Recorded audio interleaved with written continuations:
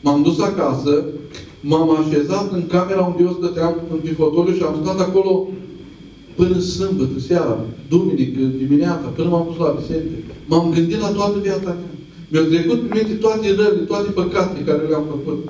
Sâmbătă seara am spus la soție, mă duc duminică și mă pocăiesc. S-a bucurat soția, s-a bucurat familia când au auzit că fac lucrul ăsta, că în ultimul timp a dădusem și în patima asta a alcoolului. Și am devenit foarte violent. Când veneam acasă numai scandal, bătăi, rări, eram și vecini acolo unde stăteam în zonă, când mă vedeau că vin viața acasă, închideau geamurile, ușile, le erau frică de mine. Nici poliția nu mai avea ce să-mi facă. Devenisem foarte violent datorită alcoolului. Și când am spus că mă pocăiesc, s-au bucurat familia.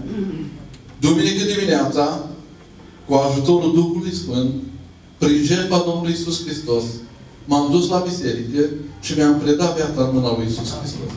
Au trecut 12 ani de atunci și sunt copilul lui Dumnezeu. Îl slujesc lui Dumnezeu. Și aș vrea să vă mărturisesc acum despre ce fac eu acum ca copil al lui Dumnezeu. Trecând ani peste mine, mă duc și acum regulat la biserică, îmi plăcea să merg la biserică, îmi place să mă duc unde se cheamă numele Domnului, mă bucur, spunea David, când mi se spune, hai la casa Domnului. Și am văzut nevoile reale a oamenilor din ziua de azi. Am văzut oameni care suferă de patima alcoolului, am văzut oameni care suferă de patima drogurilor, am văzut oameni care și-au pierdut familia din cauza alcoolului, am văzut copii abandonați pe străzi și am zis, pentru oamenii ăștia trebuie să le întindem o mână de ajutor. Și m-am rugat Domnului. Și Dumnezeu mi-a dat biruință în direcția asta. De 4 ani, la Târgu Ocna, avem o cantină socială.